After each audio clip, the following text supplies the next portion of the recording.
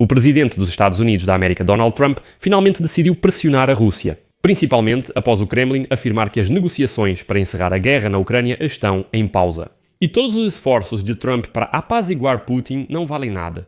A declaração foi feita hoje por Dmitry Peskov, porta-voz do Kremlin, mas, segundo garante a publicação Político, que cita autoridades europeias, a coalizão de líderes europeus conseguiu convencer o presidente dos Estados Unidos da América, Donald Trump, de que a Rússia não está interessada em encerrar a guerra na Ucrânia. Por isso, é necessário forçar a Rússia a sentar-se à mesa de negociações. Trump finalmente concordou com isso. Mas agora resta mais um problema. É preciso convencer a imprevisível Casa Branca a chegar a um acordo sobre como forçar Putin a sentar-se àquela mesa de negociações. O reconhecimento de Trump não basta. É preciso sufocar a economia russa até a morte e fazer isso de forma sincronizada com a Europa. E aqui surge uma centelha da esperança, porque em Washington tomaram uma decisão bastante importante, sobre a qual vamos conversar hoje. Meu nome é Alexei Pechi, hoje é 12 de setembro, agora vamos explicar tudo em ordem. Mas antes de começarmos, quero lembrar que neste canal do YouTube, todos os dias, saem várias matérias de notícias sobre acontecimentos ao redor do mundo, para que você fique por dentro de absolutamente todas as notícias. Por isso, recomendo que se inscreva neste canal do YouTube. Então, hoje o porta-voz do ditador russo, Dmitry Peskov, declarou que nas negociações entre Rússia e Ucrânia atualmente surgiu uma pausa. Ele também alertou que a negociação não deve ser vista de forma ingênua. Segundo ele, não se deve esperar resultados rápidos e significativos desse processo.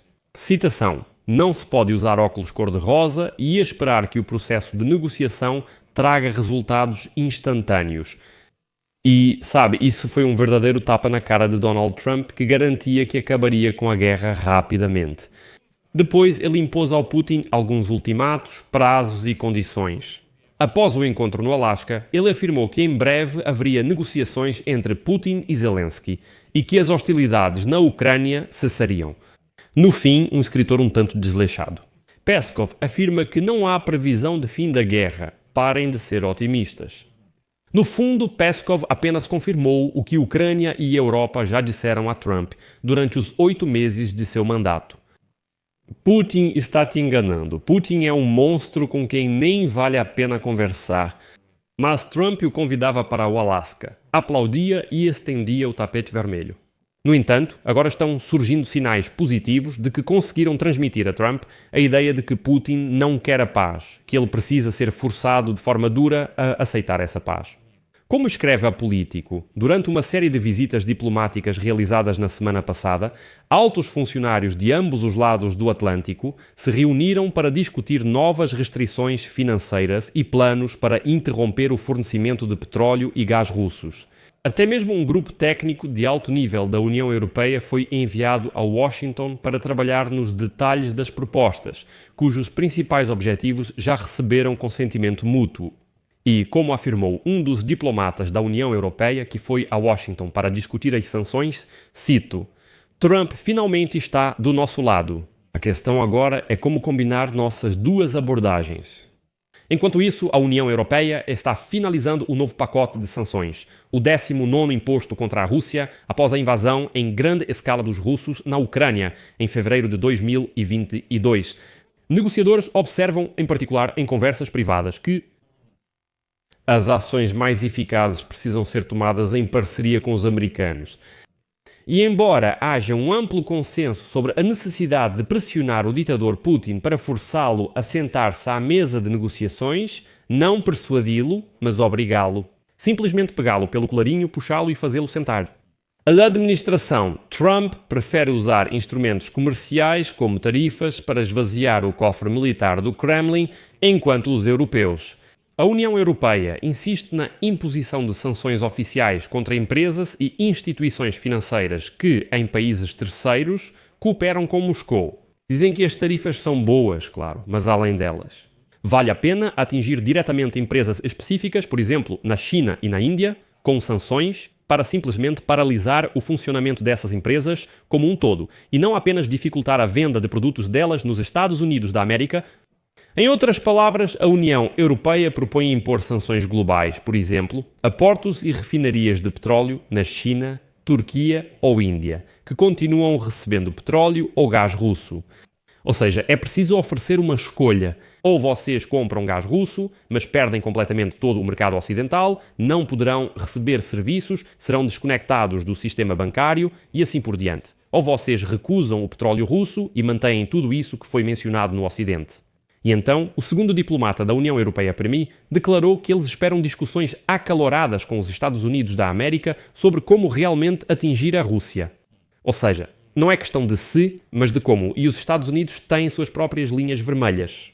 Nesta semana, o presidente dos Estados Unidos da América afirmou à União Europeia que quer impor tarifa de 100% sobre recursos energéticos russos comprados por Índia e China, se Bruxelas fizer o mesmo. Ou seja, Trump exige que a Europa também siga o caminho das tarifas e, se eles não seguirem, ele também não seguirá. No entanto, para a União Europeia isso é quase impossível do ponto de vista económico e político. A questão é que esse passo contradiz os princípios fundamentais da União Europeia, especialmente depois que a Presidente da Comissão Europeia, Ursula von der Leyen, declarou recentemente novamente seu desacordo com tarifas ou impostos, afirmando que tarifas são impostos para os consumidores internos e não para quem vende os produtos. A imposição de tarifas à Índia, com quem Bruxelas está prestes a fechar um grande acordo comercial, e à China, da qual sua economia aberta depende fortemente, equivaleria a um colossal ato de autodestruição. E, sabe, a propósito, gostei de uma frase da Ágata. Ela é uma ótima economista e pesquisadora do Conselho Europeu de Relações Exteriores. Então hoje ela declarou, cito,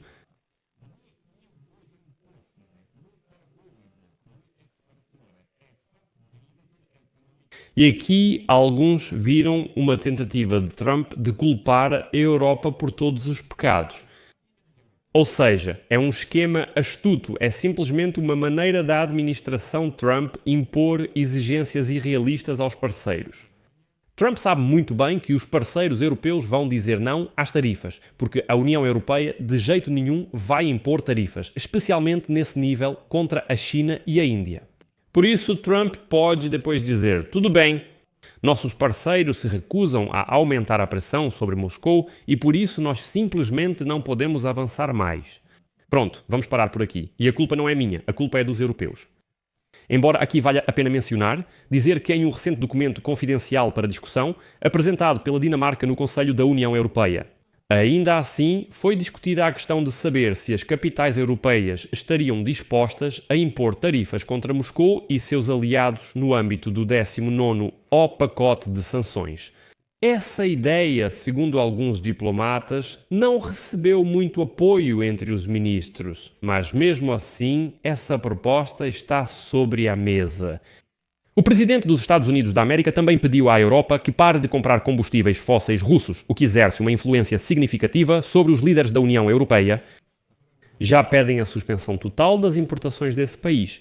O ministro da Energia dos Estados Unidos da América, Chris Wright, chegou a Bruxelas na quinta-feira para realizar reuniões onde espera consolidar os detalhes do acordo comercial alcançado entre Trump e von der Leyen, pelo qual a União Europeia comprará gás, petróleo e combustível nuclear americanos adicionais no valor total de 750 bilhões de dólares.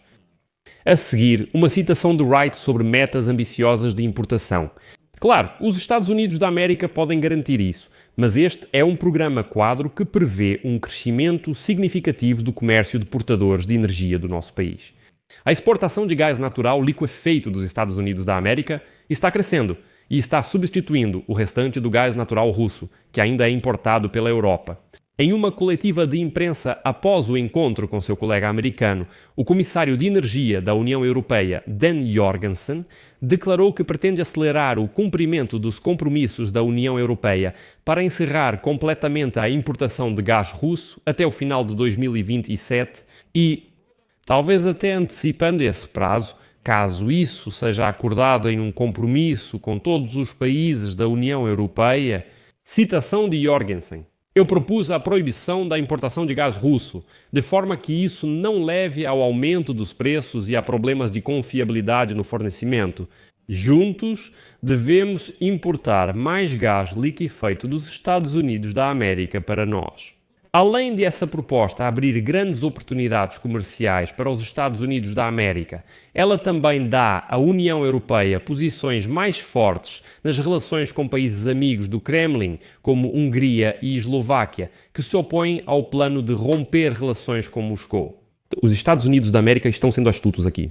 E então, quando perguntado se Hungria e Eslováquia deveriam finalmente encerrar suas relações com o Kremlin, aquele representante de Trump, Wright, respondeu: sem dúvida. Citação: queremos expulsar totalmente a Rússia. O presidente dos Estados Unidos da América, Donald Trump, e todos os países da União Europeia querem encerrar a guerra russo-ucraniana.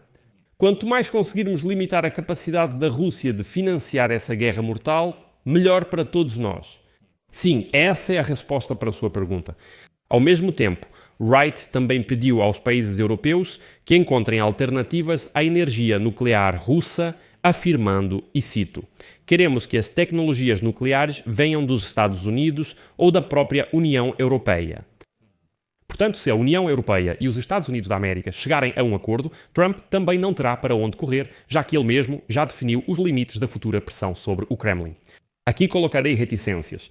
Deixe sua opinião e suas conclusões nos comentários deste vídeo, inscreva-se no canal, ative o sininho e não se esqueça de deixar o seu like. Cuidem-se, até mais.